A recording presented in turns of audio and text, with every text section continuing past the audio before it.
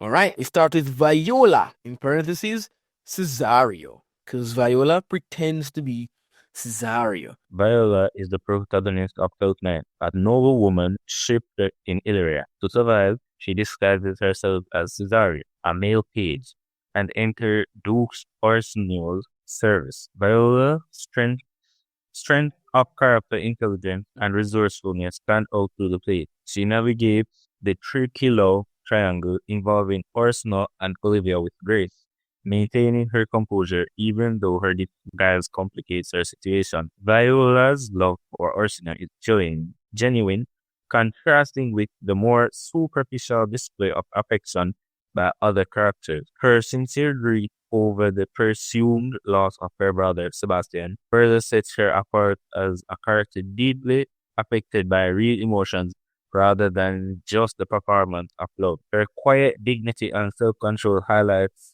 her ability to handle difficult situations, while disguise brings about much of the play's comedic confusion. Thank you, Justice. Now, this is actually a mouthful.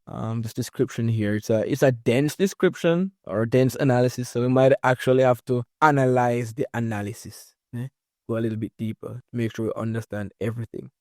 So we cannot agree that Viola is the star of the show, right? Are we in agreement there? Or do we think anybody else deserves that title? Agree? I agree. Yeah, she is the one who really follow. We follow a number of different subplots, but she gets my vote for the protagonist. So yes, she's the one who disguises herself. Strength of character. She's intelligent, resourceful. So these are things we want to remember. Stands out. Yeah, she definitely she stands out amongst the other characters because she seems to, her head is on her body throughout the play.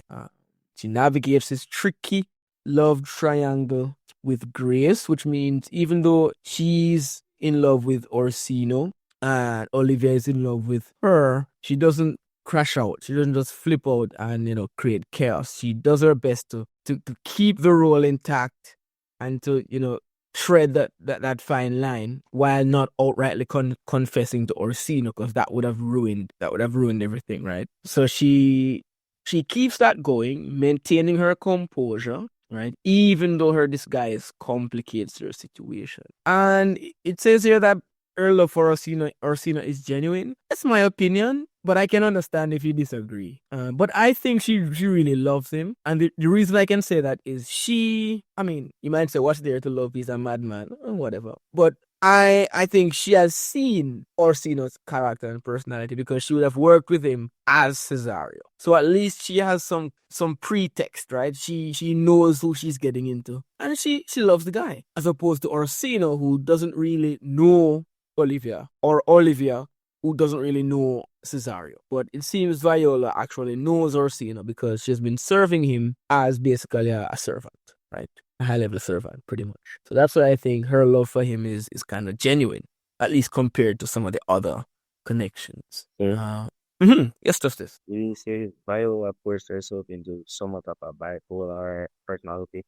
Yeah, because she's wearing a disguise, so she has to be two people, right? She's Cesario when she needs to be, but of course, internally, she's still Viola. So it's kind of a case where, let's say, a good idea made things more complicated. It was a good idea to begin with, but we see how it piles up the level of complexity of the play. It was a genius plan, but man, it was difficult to maintain. And I guess she didn't anticipate falling in love with Orsino, which is what made the disguise hard to maintain. Because she wanted to just break out of her disguise. Look, I'm a woman, take me. Right? That's what she wanted to do, but she wasn't able to really just come out and do that because she already dug this hole for herself. Maybe the most important part of this for me would be her sincere grief, over the presumed loss of her brother. Let's say, sets her apart as a character, deeply affected by real emotions rather than just the performance of love. So we can see where Viola's display of emotions are a bit more real. Like, she thinks she has lost her brother. She's grieving and she's doing all of this. It's kind of on that basis, right? Or on the basis of, holding on to that hope that her brother is still around, trying to find him. And this display of love for her brother is more real than the love triangle displays that we've been seeing. So that's another element of contrast that we could look at, in a question, for example. All right, let's rate Viola. How many stars out of 5 do you give this character? I'll give her the full 5 because she did what she had to do. She had a plan. She stayed loyal to the plan and not first. I like that. Yeah. Do you agree? 5-star character? Yeah. Yes, sir. Yeah, I agree. I give her 5 stars. I like Viola. She's definitely in the top tier of intelligent characters, For me, it's Viola. For me, Fool and Viola are the two smartest characters. Yeah, that's how I put it. All right, so that's Viola, pretty much. Orsino. Okay, who will do the reading for Orsino here? Anybody? Nobody even likes this guy enough to read? Orsino. Orsino is the Duke of Illyria, depicted as a highly melodramatic and self-indulgent character. At the start of the play, he is deeply infatuated with Olivia, constantly lamenting about unrequited love. His passion for Olivia appears exaggerated and performative as he uses flowery, cliched language to describe his feelings. Despite his apparent obsession with Olivia, he quickly switches his affection to Viola when he learns of her true identity, suggesting that Orsino is more in love with the idea of being in love than with Olivia herself. Throughout the play, Orsino's self-absorbed behavior indicates his emotional immaturity, and some critics argue that his attraction to a Cesario, whom he believes to be a young man, hints at deeper complexities in his character. In the end, he easily accepts Viola as a woman and proposes to her, further demonstrating his fickle nature. Thank you, sir. Thank you. Yeah, I always like your readings. Nothing against you, Justice, but Vashti has that news reporter style. Yeah. Orsino. That end part of the little analysis there. I don't want you to miss it at all, right? Look at how this guy just acts at the end of the play, right? Just accepts. Oh, you're actually a woman? I actually love you. Let's get married. Isn't that is so weird that I have to rethink about everything Orsino has done. Imagine you were Viola is and he finds out you're a woman and he goes out of us. Me personally, that would be a no. But she didn't give it any thought. She goes, accept it like I love this guy. Oh wait, you're a woman? I love you instead. No little brain. I tell you, say, this guy up to something catchy. Yeah, I do accept that. That's a bit of a flaw in Viola's character, but I want to give her a pass, not just because I like Viola, but her love for Orsino has been consistent, right? So she has been looking for, and she's been trying to half confess throughout the play, dropping hints here and there, but Orsino just is too thick to really see through anything. So as soon as she gets her chance, as soon as the veil is lifted and Orsino, reciprocates that love, she just takes it. She doesn't question the miracle. I can kind of give her a pass because she's been working for this throughout the whole play. So when she gets it, she doesn't even want to question it too much. And then, next thing, the devil's in the details, something goes wrong. So she just takes it, I can understand that happening. I can understand that, to be honest. Even though you might say she should have questioned it, she should have been a bit more skeptical, that's also valid. But I definitely understand her eagerness to just, be with Orsino because she would have been trying to do that, in subtle ways.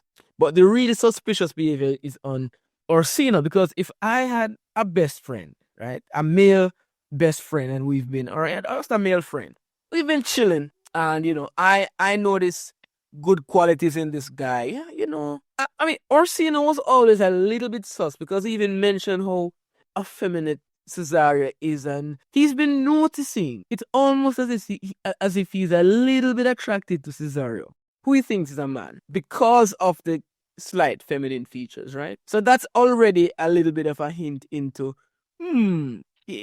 You're not a woman, so I can't really like you. But if you were, it kind of gives us that idea that Orsino is a bit fickle there. He's not as let's say sexually strict as we might want to believe, right? He does kind of have a little bit of a leaning because he's attracted to the feminine qualities of this guy or this person who he thinks. So imagine I have a male friend. We've been hanging out for a while, and then suddenly he comes and says, "Oh, guess what, bro? I'm a girl." I'm just gonna be able to like him as a woman. I don't know if I would be able to see that person as a woman immediately anyway, right? They're just off the bat. He puts on a wig and a dress, like, oh, here I am. And then let's get married. Like, what about all that history you would have had with that person being a different person? Right? So Orsino's level of delusion and fickleness is really exaggerated at the end of the play. In brain small. Yeah. And so the point is that, Olivia is off the table now. So Olivia is out of it. Olivia is, she's not even a candidate anymore. But he so much wants to be in love. He so much wants to be in this whole play that's in his mind that if it's even with a broomstick, you will engage. That's the idea I get, So that's Orsino. Quite we can say delusional. Let me see what's happening in the chat. The chat looks spicy. Octavia says 5 out of 5. Really? Due to his excess self-indulgence in his romantic feelings, leading to a lack of genuine emotional connection and an unrealistic, superficial view of love. I think he was bisexual. And you give him 5 out of 5 for that? Sir, I said -5. Oh, that's negative. Okay, -5 out of 5. My goodness, no, that's low. But Keisha, this is a genuine 5 out of 5, right? He's Delulu just like me. Oh dear. Sir, I would give him just a 1. One. Just to give him a little bit of love, but like just a 1, because I won't root for this character. All right, let me try the average now. It seems we want to give him a 2 overall. We have some 5s. We have, maybe a 2. Is he the worst character? He's probably the worst. No, sir. Who is worse than Orsi? Oh, maybe Malvolio. Maybe Malvolio is a little bit less likable. Yeah. All right, I give him a 2. Definitely not in the top half of likable characters, but... No. Wait, no. One more person of it. Antonio? Yeah. Fish. I mean... You should go. At least, you know what? Antonio is better than Orsino to me because at least he's more straightforward and less delusional, right? Antonio from the offset is like, hey, bro, we're in this together. It's me and you. You my boo. We're doing this. That was Antonio from the start. But, Sebastian just didn't quite get it. But Orsino, it's really at the very end. He's like, oh yeah, Viola, you're a woman now. Let's go. That's even weirder to me. That's unacceptable. But you're looking at the man that he's saying, oh, you're a man, let's go. At the same time, I'm giving him a higher rating. Yeah, I'm giving him a higher rating because he knew that from the beginning, right? That's not delusion, right? He knew from the beginning that, all right, this guy, I don't like that language in occasion. What is that you're typing in the chat?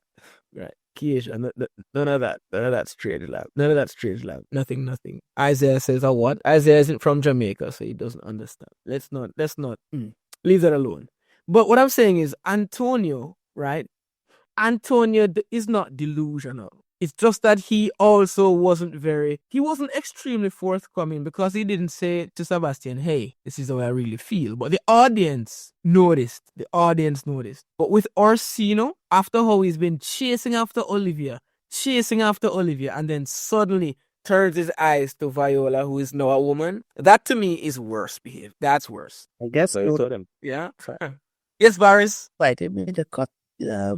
They made a cut the other person off, but I guess the only reason why he's getting a 0 is that I guess the audience just enjoys how delusional. I would say, well, kind of delusional Orsino was. Yeah, he's at least funny to make fun of. We enjoy seeing just how in his head he is. So that part of it, at least for the audience, is kind of a fun character to watch. A little frustrating at times, but and he gets a little extra point just for being liked by Viola, who everybody likes. All right, Olivia, who will read about Olivia? Sir, I will read it. All right, run it, Ayana. Olivia. Olivia is a beautiful, noble woman in Illyria, who begins to play mourning the recent death of her brother. She has vowed not to engage with any suitors or leave her house for 7 years as a mark of her grief. However, Olivia's mourning is quickly set aside when she meets Cesario, or Viola in disguise, and falls in love at first sight. Like Orsino, Olivia's emotions seem performative, shifting easily from mourning to infatuation. Her love for her brother is based on a physical attraction and idealized notion of love, making her a mirror image of Orsino in her susceptibility, to exaggerated emotions. Olivia's decision to marry Sebastian, whom she mistakes for Cesario without truly knowing him, highlights the impulsive, whimsical nature of her affections. Thank you. What grade are we gonna give Olivia?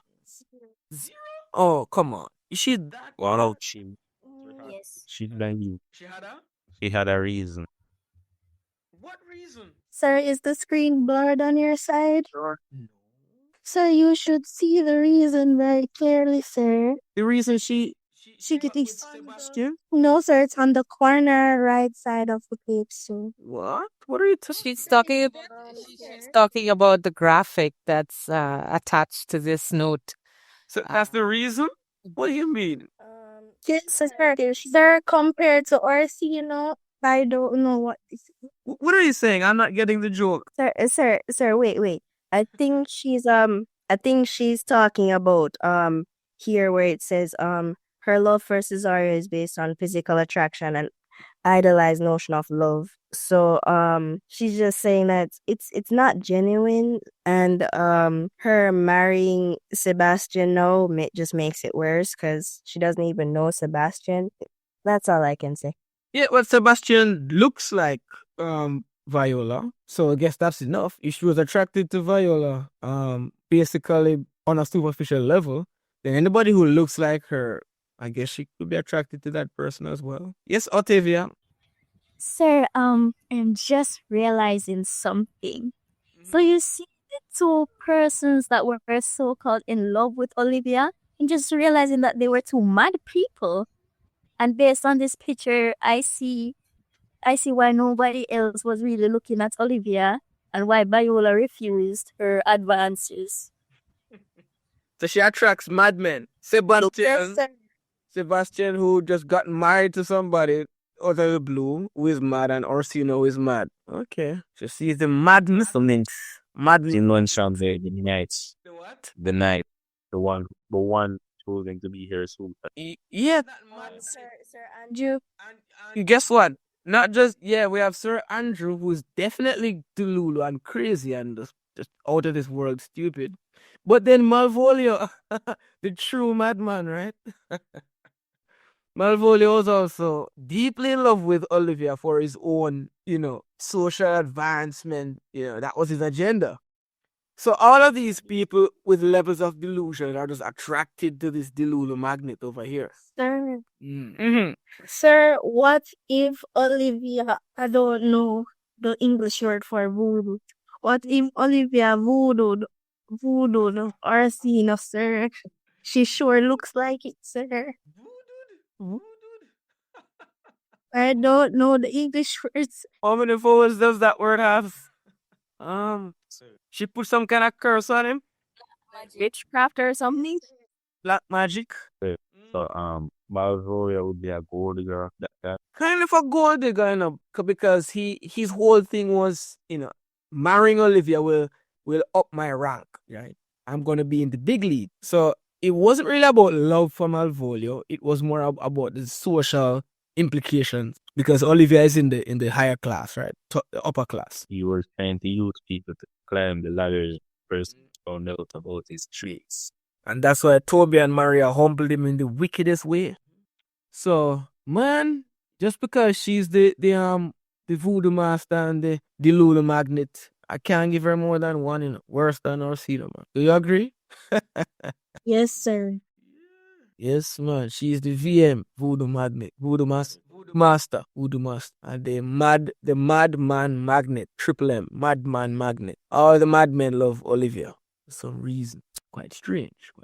All right, so that's Olivia, right? Very performative. So she would ironically be a good match for Orsino. They would both just be in their own Disney film perpetually, right? All right, Sebastian. Who will run Sebastian for us? May I try, sir? Yes, Faris. Sebastian. Sebastian is Viola's twin brother who was presumed lost in the shipwreck but eventually makes his way to Illyria. Like his sister, Sebastian is noble and capable of deep emotions, particularly in his grief for Viola, whom he believes has drowned, in contrast with the more frivolous characters such as Orsino and Olivia, as his love and loyalty to those he cares about are genuine. While Sebastian is pragmatic, accepting Olivia's sudden marriage proposal without hesitation, his character lacks the depth of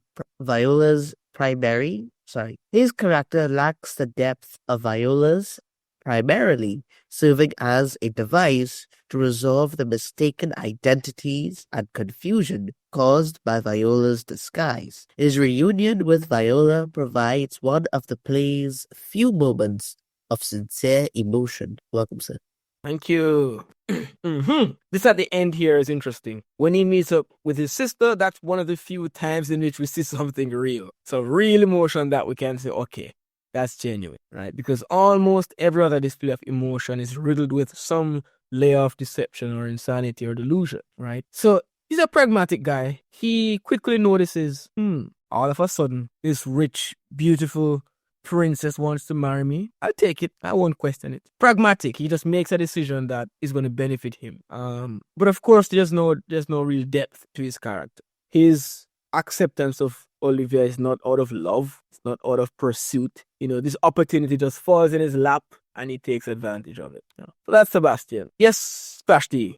So I'm a little curious. I'm all about authorial intent, and I'm just curious as to what was Shakespeare really doing? What was he trying? What was the underlying message with Shakespeare making all these kind of superfluous type of characters, especially in the idea of love? What was he really trying to get at in order to make the play work this way? Because love keeps coming up with these, as I said, superfluous type of people, and I'm kind of curious. I'm still in the genre of Shakespeare being, Julius Caesar and like Othello and these guys.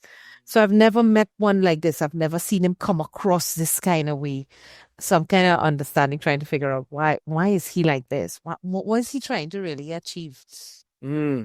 That's a good question. Maybe one of the possible answers might go back to the very title, right? The very title of 12th Night, because this goes back historically to a particular kind of, I guess, holiday or festival. 12th Night has another name. What is it? What you will or something. But anyway, this 12th Night was a real kind of, I guess, yearly event where the roles in society would be reversed for a night.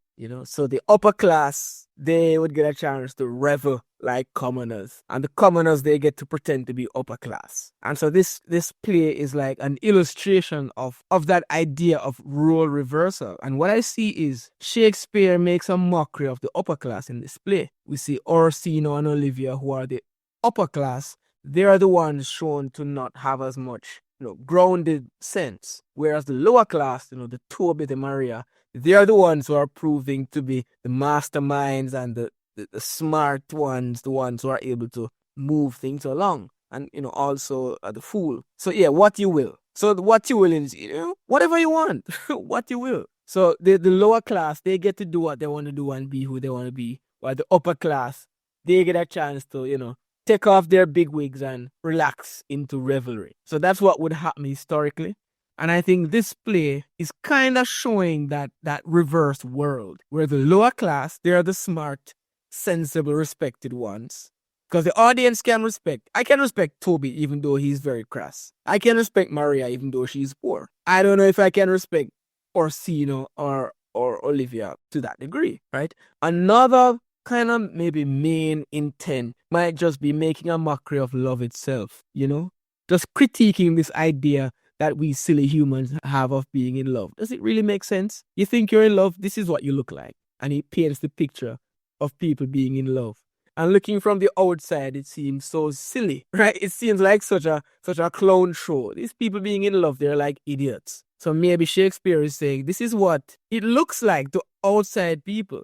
I don't know if you've ever watched a relationship from the outside, or you've seen, especially young lovers interact from the outside. Maybe it seems a little silly or cringy to you, but when you are in the experience and you are the one in it, it feels so real and it feels so legitimate, right? So maybe it's just a new perspective we have of seeing how people act and behave when they're quote unquote in love. Oh, the Dame Lorraine is kind of a character in Trinidad.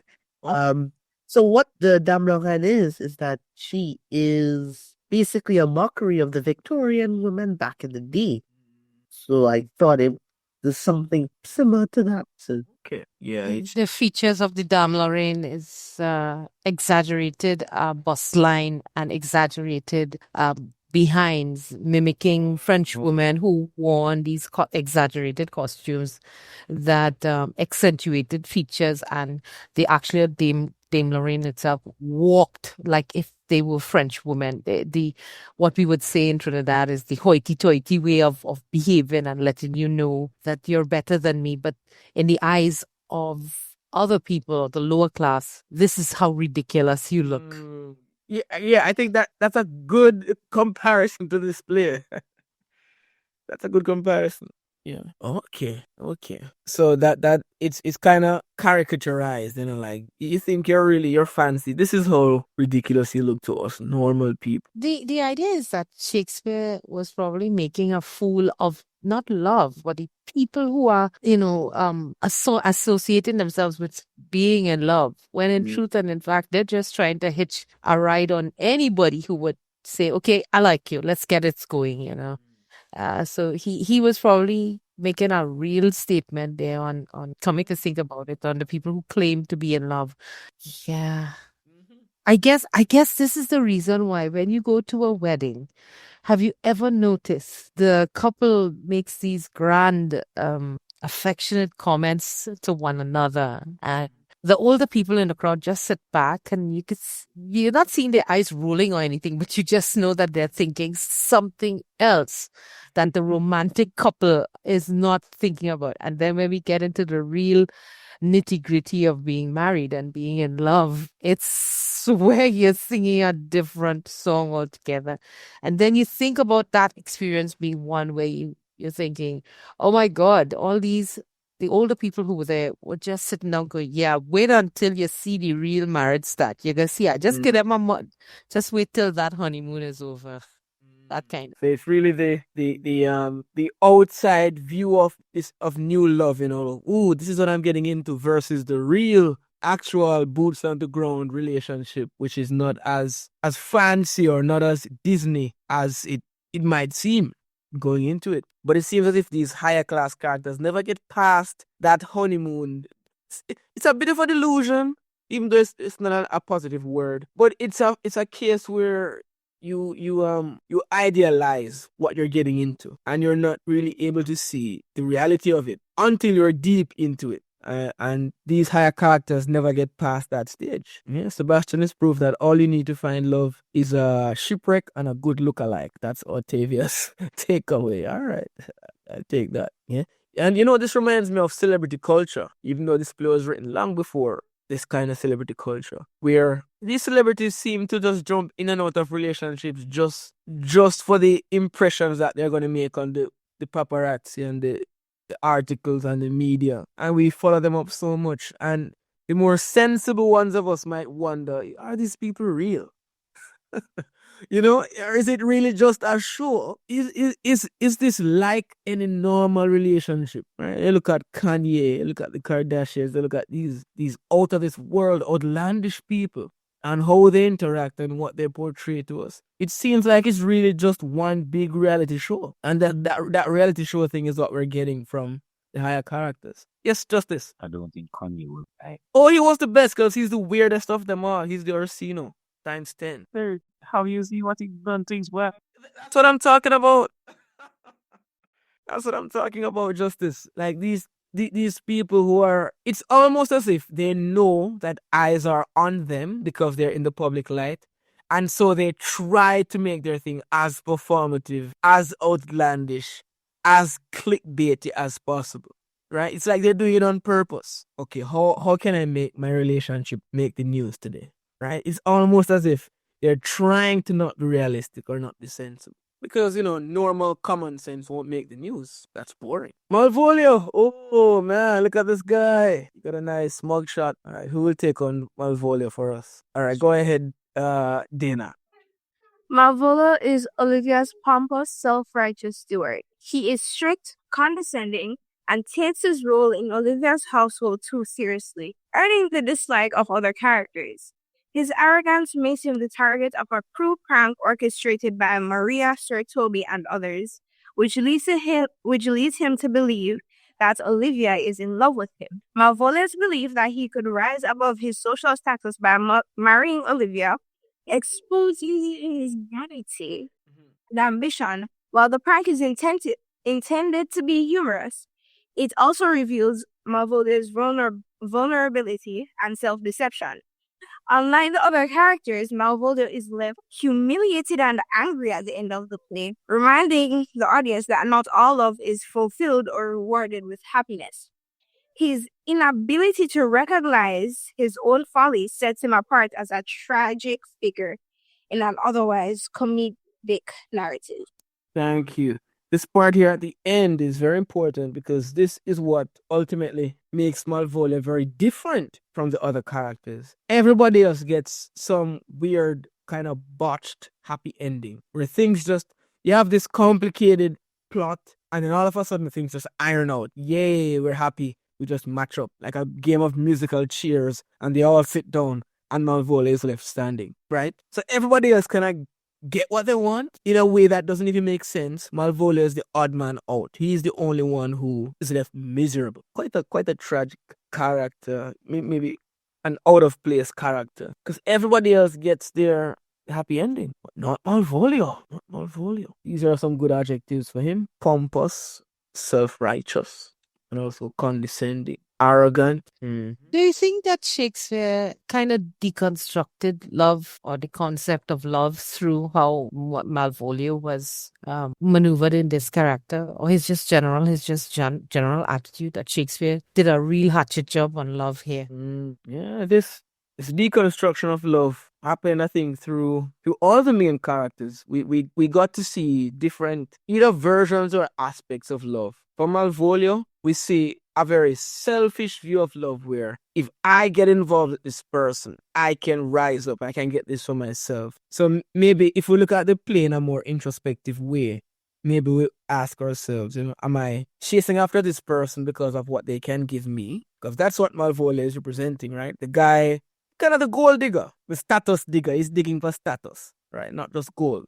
But is it that I want to be seen with this person because it's going to make me look good? And that's how some people approach love. And as we look at the other characters, we see different approaches. The Orsino and Olivia. Am I getting involved with love because I like the feeling of being in love? I like the chase. I like the adrenaline rush when I send that risky text to my crush and I see what they respond. It's not that I really want the person. It's not that I want the relationship, but I want the chase. I want the feeling of getting with someone. Not even the physical feeling, but psychologically. I like this idea of falling in love, being rejected even is a part of that feeling that we like. Being chased after, being the one chasing. We see how Orsino relates love to a hunt in the beginning, right?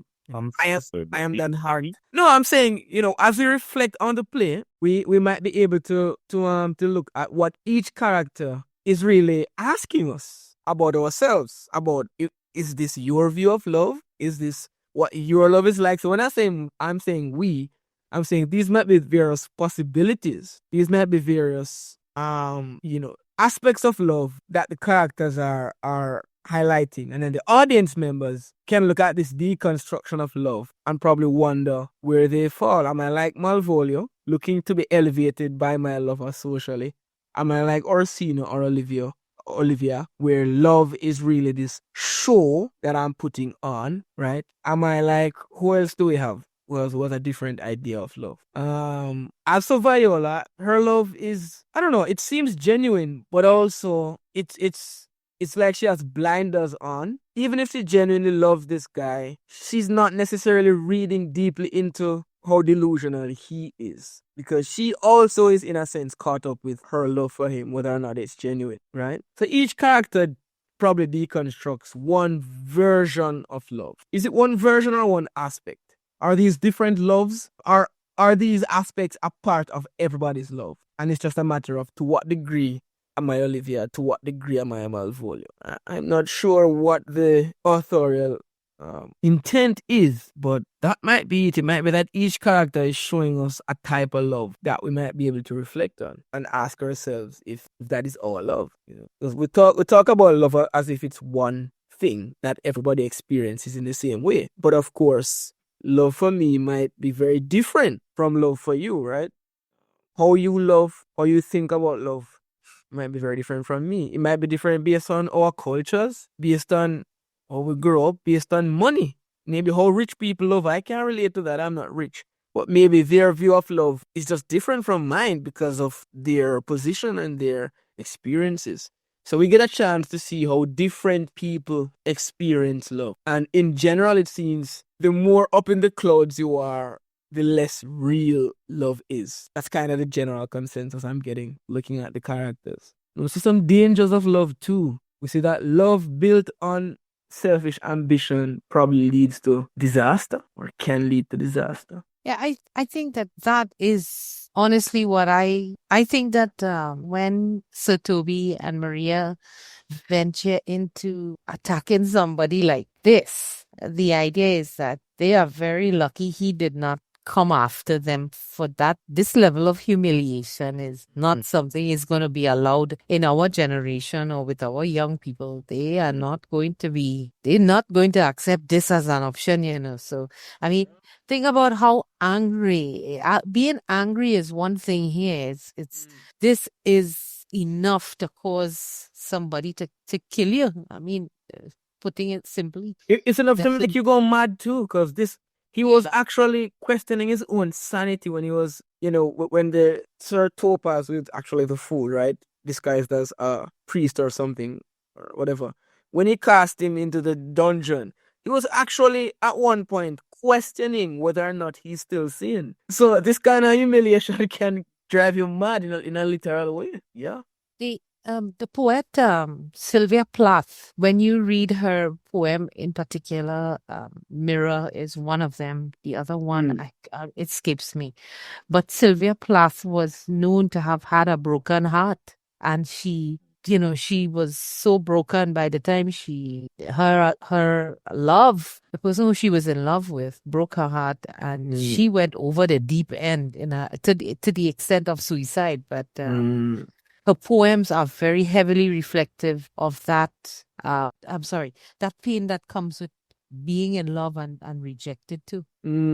And even though it might sound strange to more normal thinking people, that pain of rejection is also sought after, there's some persons who love pain, physical pain. There are also persons who are addicted to emotional pain.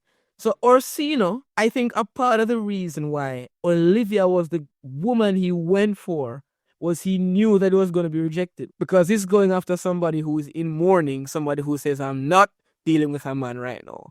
Okay, you're the one I want. So that pain of being rejected and then getting back up and trying again, that pursuit is a part of the experience that Orsino enjoyed. So remember, he likened it to a hunt.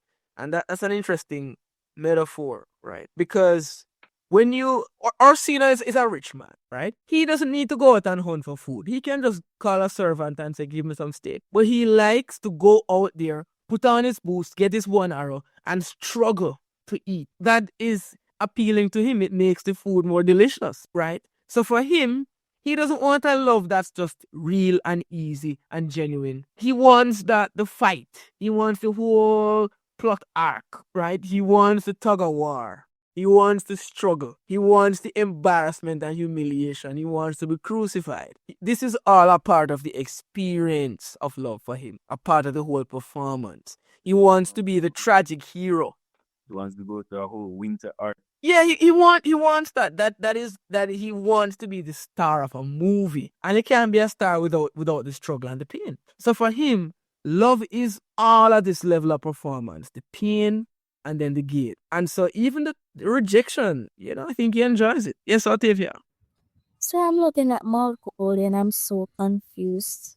He is confusing me a lot because what he's doing, he's like trying to bake a cake without a recipe, sir. He's doing everything wrong and somehow still expecting it to turn out perfect. I don't understand. I guess that's what delusion is. Because he thinks he's doing everything right? No, Because he's following the letter. still on point. He was on point. He was on point. He just messed it up. When was he ever on point? Gain her trust. I mean, but was he ever gonna move past the trusted steward? I don't think he was ever. No, he was never going to move past there. So well, he had a plan, but the plan was not. I don't think anything would have worked for Malvolio, right? I think Malvolio was just never gonna be Olivia's husband in any universe. That wasn't gonna happen at all, right? But he thought that greatness was thrust upon him, and because That he knows. yeah, he was friend zone from the beginning because, he's a servant to Olivia. Typically, that's it. But because he believes he's so much better than everybody else, he really thinks that Olivia would have written such a letter to him. And so he believes it. He falls for it. So you have to be with him. He wants to get the power thrust upon him. Yeah, he that's his desire. And so he was easy to trick because he was already tricking himself from the beginning. So it didn't take much for him to. He didn't read the letter and was like, oh, really? Olivia is saying this to me. He was like, yes, of course. This makes perfect sense, right? Because he was already in that frame of mind of being someone who deserves riches, who deserves, social status. So when it came to him, it was just natural. Like, of course, I knew this was coming, right? How much do we rate Malvolio? 0. See, so this was being 1.5 because he tried. But he tried. He tried, but he didn't realize he was buying tickets to a concert that was already sold out. He tried. What a metaphor. Sarita says -5. Mercy. Give him a 1 point for effort. You know what? He tried. He did try, even though we knew that his efforts were not going anywhere. But in his mind, he was on a trajectory. So I probably would have to endure everybody just being against what I'm about to say. But I'd give him a 5 out of 5. I'll tell you. I'll tell you. Hold on. Nobody can be this clueless. And for you to be nobody in terms of love, in terms of your stratosphere could be. And this noble woman is way above you. She's staircases above you. And he acts this role out so well in terms of the fact of him still believing that there are no barriers between him being a steward, her steward, and her being a noble woman. And he acts it out well. And he acts out how stupid a man could be. Sorry, no offense to anyone, but how stupid a person could really be. How stupid a person could be when they're really in love and they're really not going to see anything else other than what they perceive it to be. In the way he acts, he really encourages the audience to really create an upheaval about him. He upsets us to such an extent, and that takes a level of real convincing by a character. Even so many 100 years later, Shakespeare created a person who is, that creates you to hate him so much because he is so stupid and daft on so many levels. But he convinces the audience to think otherwise. Well, not otherwise, but it convinces the audience to believe that this kind of stupidness is really believable from his perspective. He's done it well as a character. Mm. Yeah, as a character, I would give him a top rating. As a person, a low rating, right? But he's a very effective character. He's a very effective character. He really stands out. He really teaches us some lessons. But as a person, not my guy. But definitely a key character. A very good, a very well written and interesting character. And you know what? So, loyal to the, What's that, Justice? he's loyal to the plot and only to the plot. Yeah. So no, it's just that, remember what I said before? I said it's Shakespeare's authorial intent. I'm like sitting down here and I'm thinking, why is Shakespeare making this guy out? Why is he putting Malvolio into this position? Why is he working Malvolio up? Because from the moment I read 12th Night, I was just thinking, what is the purpose of Shakespeare putting this guy in here? Is he to show the ridiculousness, how much more ridiculous people could take love? But I'm always curious, if Shakespeare was alive, I'd like to ask him, what was the purpose of this? I like to ask authors that. What were you thinking? What were you thinking when you put this guy in? Yes, Olivia. Sir, I was wondering, could Malvolio have objectophilia? What is that? Love for objects? Obsession with objects? What is that? Yes, object sexuality, because it seems he was more obsessed with the mirror than anything. I think he puts the mirror over Olivia at this point. I mean, it is a self-love that drives him to trying to be with Olivia, because we know it's not really Olivia he loves. What he wants is the social elevation. So yeah, you could say that it's love for self that he's really showing. Because if Olivia were poor, he wouldn't have any interest in her, right? It's really about being on that level and finally proving to these commoners how great he is, right? And then that would really give him the edge over Sir Toby, because Sir Toby, even though he's a drunkard, he has a little bit of status in it, because he's Olivia's uncle, right? So at least he's connected. But if Malvolio could be, Olivia's partner, then I can't talk to him. Malvolio would be it. He would be the guy. So in his mind, they were like, guys, let me cook. Let me cook. I'm getting there. I'm gonna be. But they knew that the stove wasn't even on, right? There would be no way. This was never gonna work. It was never gonna work. Yeah. But I enjoyed all of Malvolio's scenes.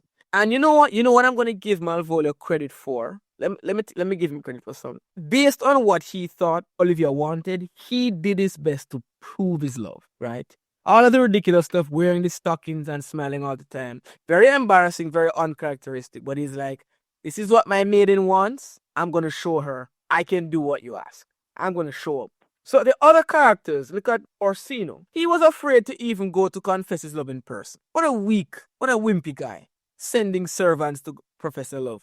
How can you love a maiden and you're sending people to send messages? Get up and ride your horse and go talk to the woman, right? Malvolio at least was putting himself out there, proving his love. Of course, we know that Olivia was just confused by all of this. But that's what he thought Olivia wanted, and he was doing it. So he tried. He really tried. Yeah, true gentleman, although foolish and delusional. Yeah, he really tried to be what the person he loved wanted. It's just that they didn't want that at all. They didn't even know what was going on. Yeah. Orsino was a jellyback, meaning spineless. Interesting. Yeah. Jellyback. Oh, that has another meaning. Oh boy, I'm afraid to check. I just know it's gonna be some wild stuff.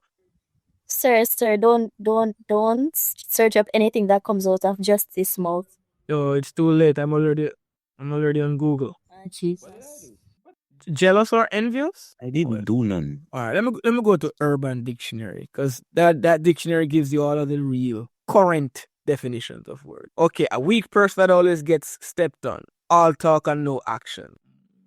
Okay. So yeah, it comes back to being spineless. Ne? So it's a little bit simpish too. Just, the simp who never actually makes the move. Kind of too wimpy to do anything about it. Jellyback. All right. That makes sense. the visuals make sense. Jellyback can't even stand up straight, right? Vashti says the best class ever. I mean, you taught me a new word, justice. That's not a bad thing. But I didn't do no.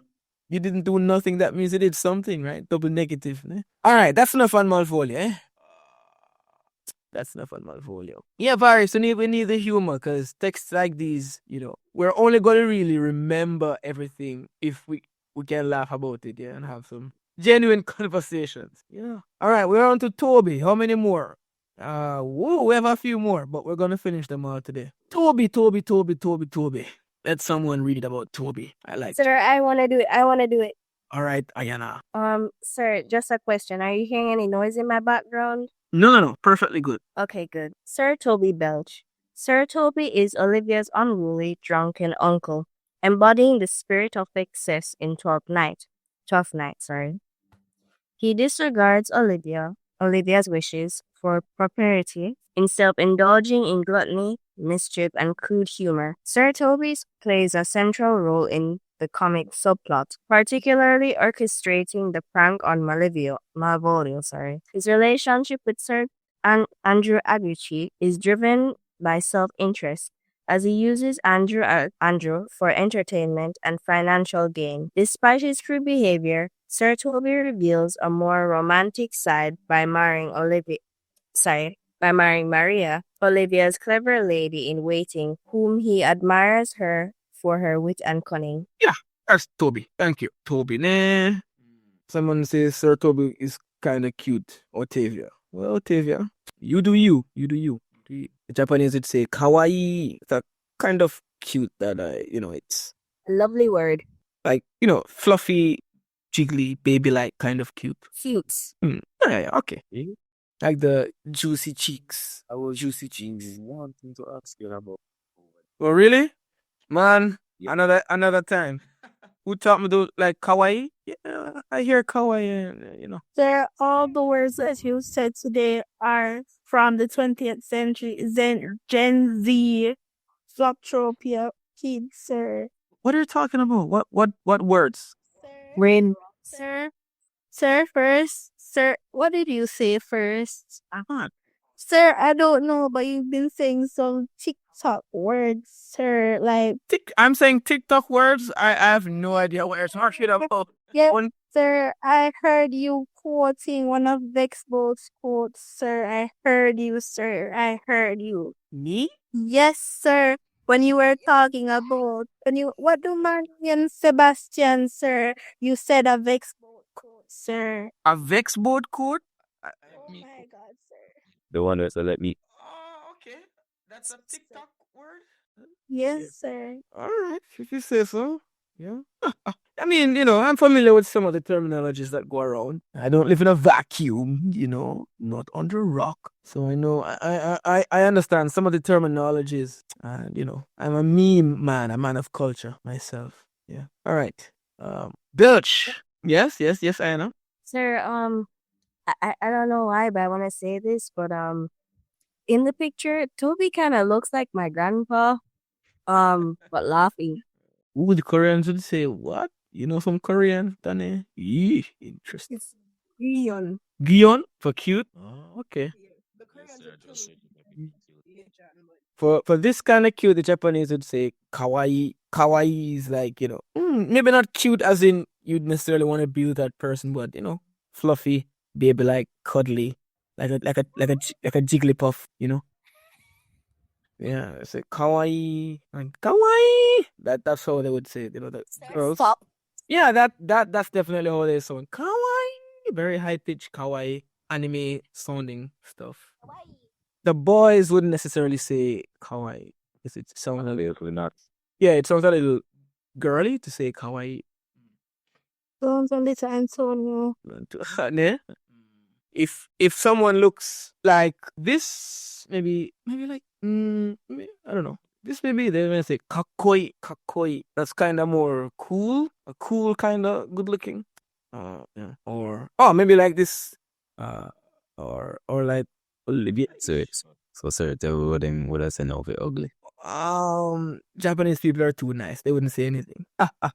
For Olivia, they might say utsukushi, utsukushi. Like that's kind of more beautiful. Utsukushi.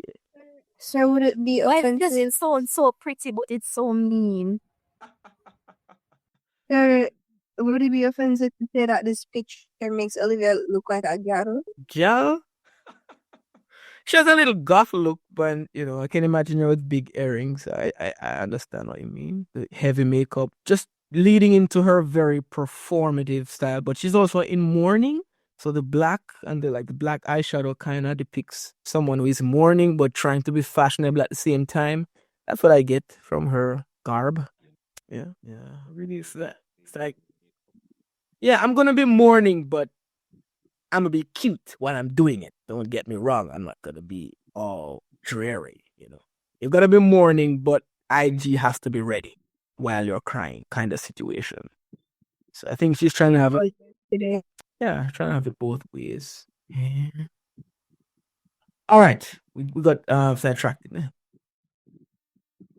So if you hear me saying meh, sometimes just subconsciously just ignore it. That's baked in at this point. Nah.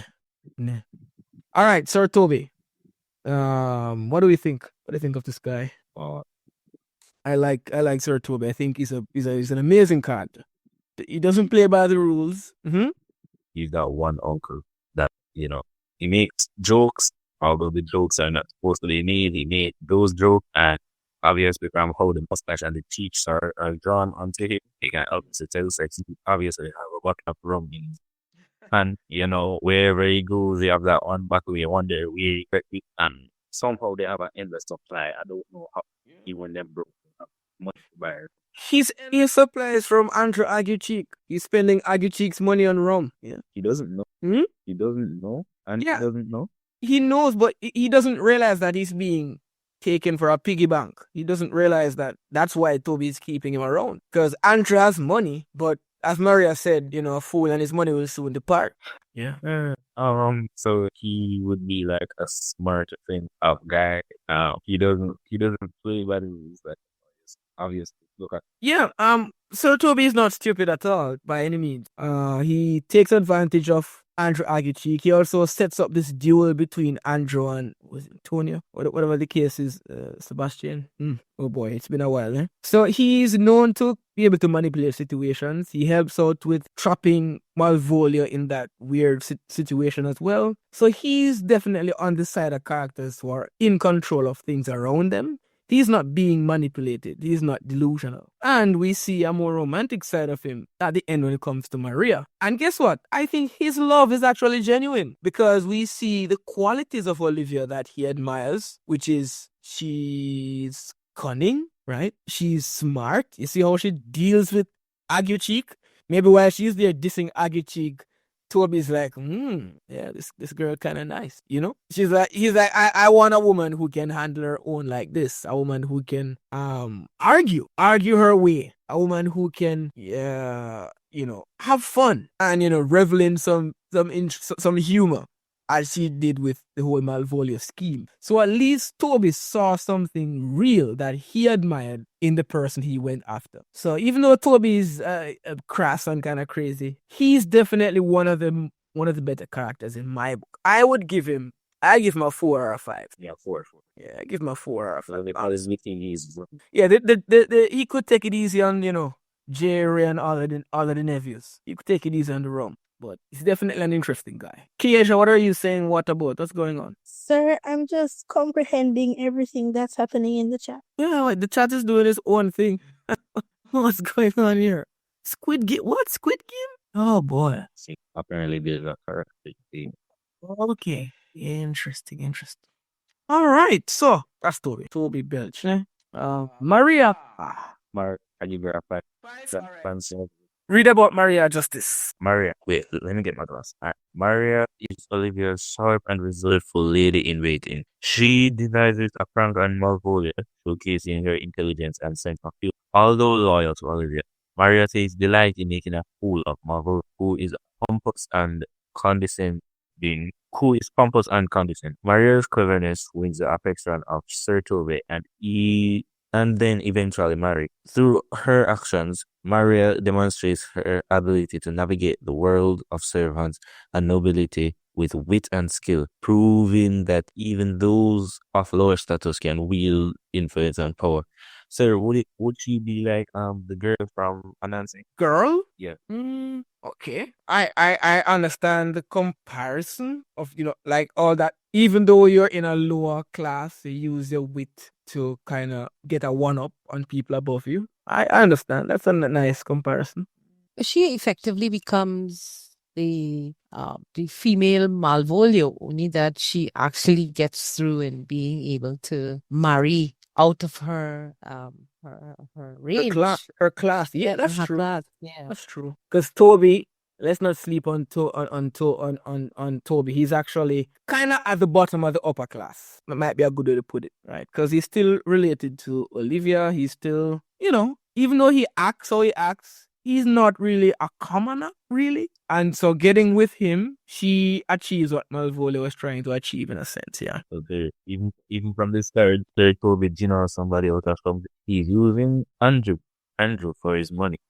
He writes Maria for her wits. He's using his own niece for her name. Yeah. So he's a guy who he gets his way by using the people around him. Yeah. But he does it effectively, actually succeeds. And I don't know if he doesn't use Maria, but he appreciates that Maria is also able to use her wit to navigate. Yeah. So she would be in sharp contrast to the other women who are like Olivia and it's amazing I forgot her name, but she's in sharp contrast. She's lower in class, but she's really intelligent. Yeah, she's pretty sharp. Yeah. Yeah. I think and she puts the other women in sharp contrast to their being wealthy, but not so, they kind of thick in the skull kind of thing. Artemis says, who needs Netflix when you have this kind of entertainment? Yeah, if we can view literature in this way, we'll be fine. Yeah, a lot of students and even teachers, they find it such a daunting task to read these texts. But man, if you're having a hard time liking these texts, you're reading them wrong. These are actually very interesting stories. It's just that you have to break that barrier of getting into them. There's a layer of intimidation. Oh, it's Shakespeare's literature. It's 200 pages. And so it sounds like it's going to be a hard time. But once you get into it and start to, discuss, What's it? Can be fun. The versions of there's sort of version. I have a book named Enchanted Era. Not one story, is like a compilation of stories that was started into one book. I don't know why. It has in this story as well. He has in 12th Night in a pound of flesh, bottom after, love it. And it also has in it has in Macbeth. And it has in the Enchanted Era. Like shorter versions of these plays, I imagine. They're shorter, but they're giving in detail. So okay, that's good. You should read Macbeth. It's fun. Oh yeah, I've heard. Maybe I should reread, but I've read a couple of these plays. Some for literature classes, some for just general enjoyment. But Shakespeare does, like, getting into Shakespeare, I would say, might be the hard part. But once you're in, you start to enjoy the madness. Type the name of that book in the chat, Justice. Let me go find it. Yeah, if you can send a link or the name to it, so we can check it out later. It's a physical book. Yeah, man. Just send the name of it. Must be on Amazon. Vashti likes to buy books, man. Yeah, I like to buy those unusual. I like Caribbean folklore a lot. So anything in that, any kind of odd book, is my kind of thing. I add it to my library. All right, sir. There? Oh, we're seeing it here. Yeah, it's a very old book. I have this book come out as. Can we see it? It's on Justice's camera. Maybe I should stop sharing for a minute so we can see it. So you can just switch over the tabs and just look. I can just ping it in the screen. Sir, I got so distracted by just this book, I don't even remember what I was going to say. All right, it'll come. Oh yes, it just came back. It just came back randomly. I was saying, based on how I see Maria scheming with her plans and pranks, it's like she's playing chess, but she's not playing chess. It's like she's playing 3D chess, where the pieces are Malvolio's dignity and Sir Toby's hangovers. It's so beautiful. So this ne. Feste. Let's get a reader from Feste. This one. Yes. Sorry, can I read this one? First there is Olivia's school, but he is much more than just a source of comic relief. As a court jester, he has the unique freedom to speak truth that others cannot, often using wit and wordplay to expose the folly of noble characters. Feste's insight and humor allows him to navigate both the high and low world of the play, making him a figure of wisdom despite his role as a clown. His songs and banter contribute to the play's theme of love, madness, and identity, while his ability to critique both the masters and servants make him one of the most perceptive characters in Twelfth Night. Nice. Feste, my number one. Ichiban desu. I like Feste. Feste is quite the character to remember. Quite the lesson in a character. In Jamaica, I would say, play a fool if you catch wise, ne? Any thoughts on Feste before we leave him alone? He's the next character. In my personal opinion, he's a character that he plays dumb, somewhat like me. But then again, he's smart, still like me, but I'm not a hope. Super. So he has a higher understanding of what is going on, but decides to keep his mouth shut just because he wants to get paid a lot like me. But I'm And yeah, his job requires quite a lot of knowledge about current events and about people. He has to have his wit. He has to have jokes ready. He has to be able to make social commentary in interesting ways. So he has a difficult job, but he makes it look easy because he's a pretty smart guy. Yes, Asia. So I think he's one of the best characters, and that might be a bias because I just really find jesters interesting in real life and fictional scenarios.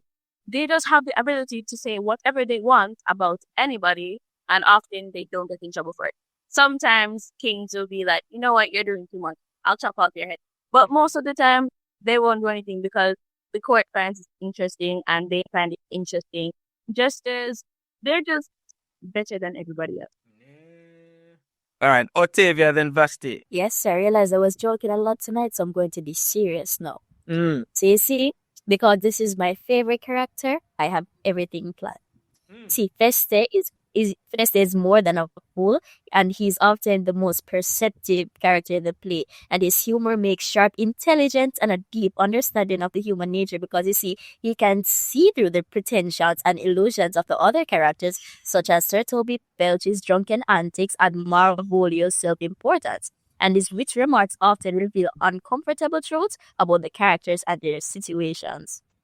And on the social commentary part, as a fool, Feste is granted the freedom to speak the truth that others can control.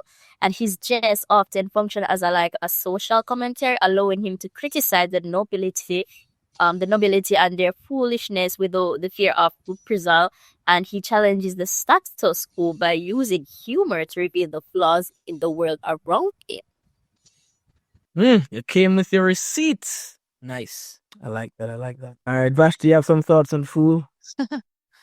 Well, so after Octavia spoke, I know when to recoil and just appreciate somebody else's opinion. But just generally, I've always been, I'm an extreme fan of comedians and comedians who know how to manipulate language well. One of my favorite, I mean, not everybody would agree with it. Chris Rock is my favorite, simply because, the way he maneuvers situations, even when his issue with Will Smith came up, I couldn't have my life believe that this was his response to everything, and it was well done.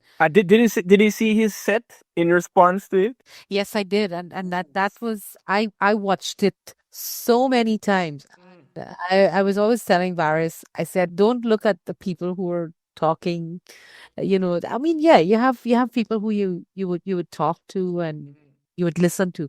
I said, but always listen to a comedian. They've got the remedy to even students who have bullying issues and stuff like that. Man, if you could give some response to some of these silly, not silly, but serious. In a nutshell, Chris Rock is my go-to for when you want to respond properly to somebody or hear somebody's perspective. His own is he's mastery, he's skillful. So I would put Feste in that character simply because he is the one person who can see through all the other characters so effectively. He knows who the fools are. Let me put it like that. Yeah. So Danny, yeah. Sir Jigging Pilot, the younger person, Kevin. I wonder if Kevin Hart has become a little bit overrated, but yeah, he's established. He went to acting. That's his down. If he continued to do English, He outgrew comedy. yeah. Sir, one of his joke, I'm so broke. If a thief tried to rob me, he would be just practicing. Like he practiced acting for the whole days. Yeah. Yeah. Comedians are definitely our modern day philosophers. There are some of the few who are somewhat immune to being cancelled, which means they are able to make social commentary that everyone needs to hear, but they have that defense of it's just comedy. So they're actually able to say some really deep stuff and get into some very political topics in a way that nobody else can easily do in this climate of as soon as you slip, you're cancelled and bam, you're banned. Nobody likes you anymore. Comedians can get around that because of the nature of their job, right? And that makes them people who we need to listen to. When I like Chris Rock too, but my top comedians are Chappelle. Chappelle to me is the best storyteller. Oh, in this generation. Yes. In my lifetime, he's the best. Yes. Chappelle. Yes, I agree with you. Oh yeah. Well, he's in a different genre altogether. Yeah, he's a different class. Chappelle, that's when you distill the guys like Eddie Murphy and these guys, and you just get the best of all of those OG comedians. Chappelle is what you get at the end. And I like, Bill Burr. Oh man, that guy. When you talk about candid comedy, you do. Oh man, I like to watch compilations of these comedians responding to hecklers, people who come to their shows and try to, for some stupid reason. That's like getting into a boxing ring as an amateur, saying "fight me" to a professional. You can't go to a comedy show and you're trying to stand up to a comedian, trying to diss them. Oh man, you're gonna be wrangled. I like to listen to how these guys respond to difficult audience members, how they just make them the comedy of the show. You sound like you'd watch Wild and Out. Oh, I don't know him. If it's so he said that maybe. He's not a person, he's an actual show, Wild and Out. Wildy and Out. That for me isn't even. That's not top tier. I mean, it's not bad. Sometimes I get comedians like Cat Williams showing up, but it's too amateur for me, and it's too much on the surface level diss kind of thing. So I like to listen to the comedians because they are some of the few who can still be very honest. When I listen to a lot of George Carlin. He's not here anymore, but that guy, if you go into his catalogs, oh my goodness, you listen to some stuff, you wonder. There's also a comedian / city council, sir. He will say some things about people and they will try to sue him, but because he's a city council and also he's very funny, they don't get anywhere, sir. I think his name is Eric Mays. Oh, okay. Interesting. Yeah. Yes, Otavia, you ever have a hand up too? No. Yeah. Yes, sir. Otavia, you have a hand up? Or that was from before? Yes. No, but I still have something to say because when Vashti, that's how I believe her name is pronounced, the common voice one, when she spoke, and then when Justice jumped in and then everyone jumped in, I started gathering info in my head. I know I just need to release it because it hurts. Yes.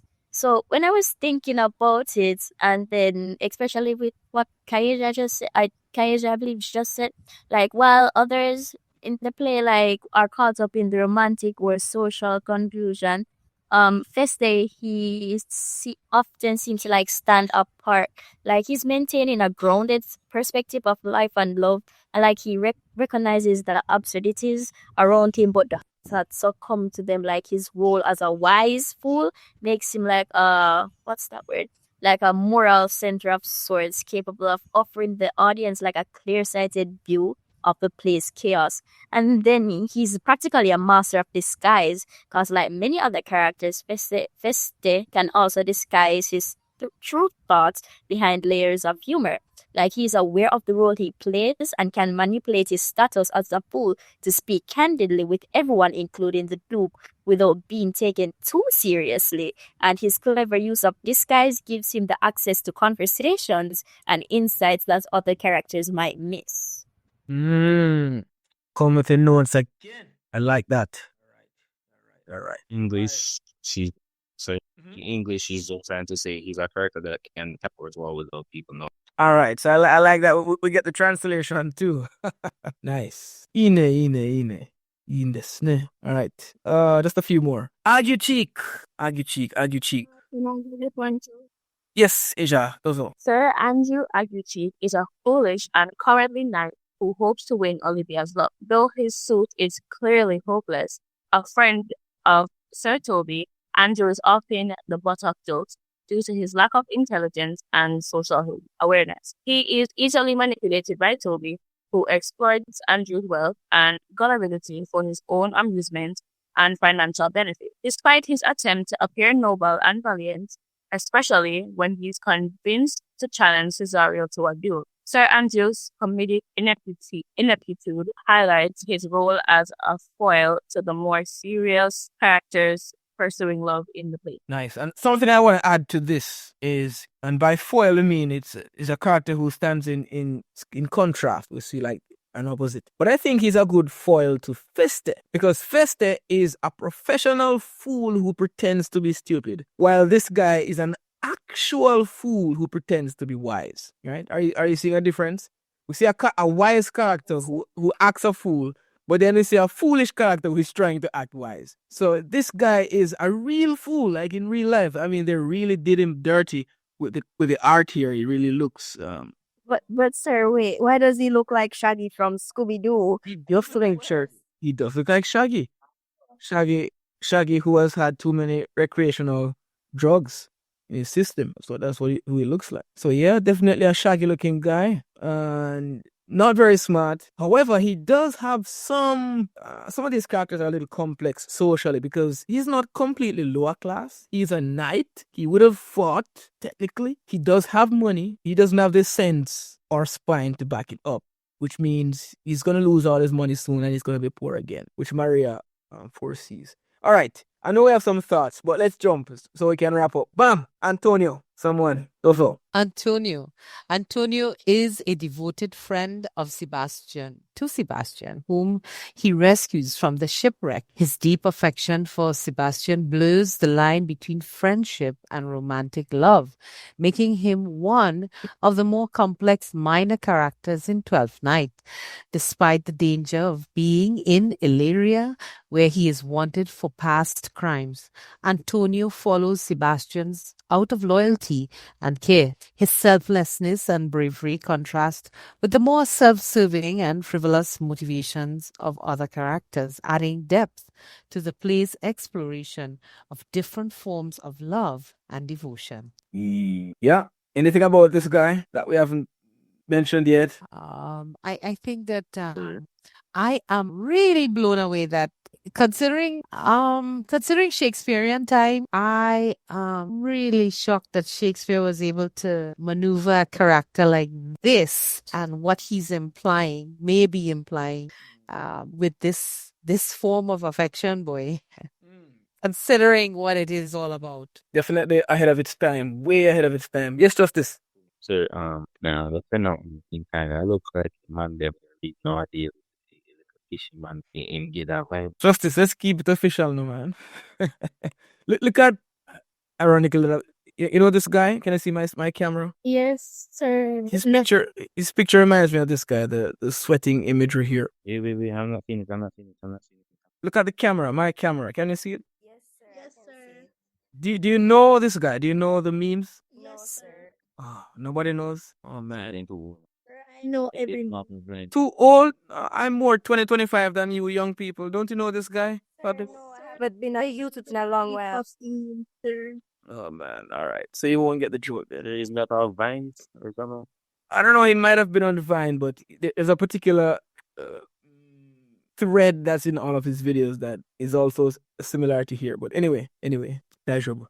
It's okay. All All right, so yeah, Antonio, very, very interesting character, touching on themes that might have been surprising in that time, albeit not very explicitly explained. But the audience can get a feeling that he's romantically attracted to Sebastian, in how loyal he is. But it's not really stated, so it's still a little bit up to our interpretation. Yes, Asia.